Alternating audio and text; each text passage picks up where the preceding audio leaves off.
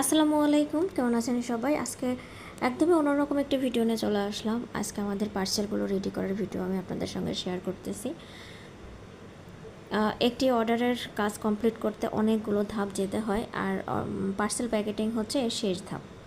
এটিও কিন্তু অনেকটাই কঠিন আর অনেকটা সময় লাগে, আর এখানে সময় প্লাস খরচও কিন্তু আছে। কাস্টমার আপুরা ভাবেন যে আমরা অনেক লাভ করি, আসলে প্রত্যেকটা ধাপে ধাপে এতটা খরচ, সব খরচ মিটিয়ে লাভ যে খুব অনেক থাকে তা না, একদম সীমিত লাভে আমরা পণ্যগুলো সেল করে থাকি।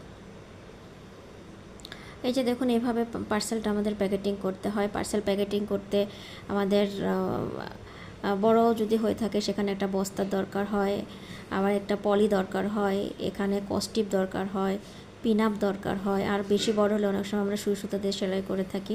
অনেকগুলো ধাপ অতিক্রম করার পর একটা পার্সেল ফুল কমপ্লিট হয়ে যায়, রেডি। আজকে যে পার্সেলটা রেডি হচ্ছে এটা বেবি বিছানা সেট, নবজাতকের জন্য। এটা 0 থেকে 2 বছর বাচ্চার জন্য। অনেকে এই সেটের সঙ্গে সিঙ্গেল সিঙ্গেল কাঁথাও নিয়ে থাকেন। এই আপুটা একটি বেবি বিছানা সেট অর্ডার করেছেন, আর সাথে 3টি সিঙ্গেল কাঁথা অর্ডার করেছিলেন। আর যে নিমাটা এখানে দেখতে পাচ্ছেন, যে হালকা গোলাপি কালারের, এটা আমরা আপুকে গিফট হিসেবে দিয়েছি। এই দেখুন, এটা একটু বড় পার্সেল, সেজন্য পলি দিয়ে প্যাকেট করে তারপর আমরা একটা বস্তার মধ্যে দিয়ে দিচ্ছি, তাহলে এই পার্সেলটা একটু ভালো থাকবে, মানে এটা সেফটির জন্য।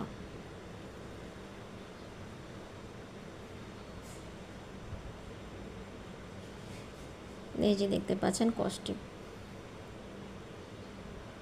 এই কস্টিপ কিন্তু আমাদের মাসে অনেকগুলোই প্রয়োজন হয়।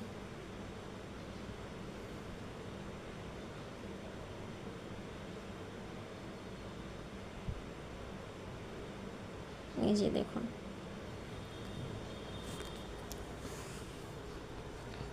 আর পার্সেল প্যাকেটিংটা অনেক সুন্দর করে করতে হয়, কারণ যখন আমরা কুরিয়ারে দিয়ে আসি তারা গাড়িতে উঠায়, আর এটা যে একবারে সরাসরি কাস্টমারের কাছে চলে যায় তা না, কিন্তু এগুলোকে কয়েক ধাপে ধাপে এটা গাড়ি থেকে নামানো হয়, আবার উঠানো হয়, অনেকটা ধাপ পার করে কিন্তু আবার কাস্টমারের কাছে পৌঁছায়। তাই প্যাকেটিংটা যদি আমরা সুন্দর না করে থাকি, ওরা যে আস্তে আস্তে ফেলবে তা না, একটা গাড়ি থেকে যারা ওর ফেলে দূরে করে ওরা ছুঁড়ে মারে। যদি এটা যদি আমাদের খুব সুন্দর করে আমরা না প্যাকেটিং করি, তাহলে কিন্তু অনেক সময় পার্সেলের এই যে পলি বা যেটাতেই দেওয়া হয় না কেন সেটা ছিঁড়ে যায় কাস্টমারের কাছে পৌঁছানোর আগেই। সেজন্য প্যাকেটিংয়ের দিকে খুবই সতর্কতাভাবে এটা করতে হবে, যেন খুব সহজে এটা ছিঁড়ে না যায়, কাস্টমার পর্যন্ত পৌঁছাতে যেন এটা সে সুন্দরই থাকে। তো আজকে এই পর্যন্ত। এই যে আমাদের প্যাকেটিং প্রায় শেষের দিকে, এবার পিন আপ করতে হবে।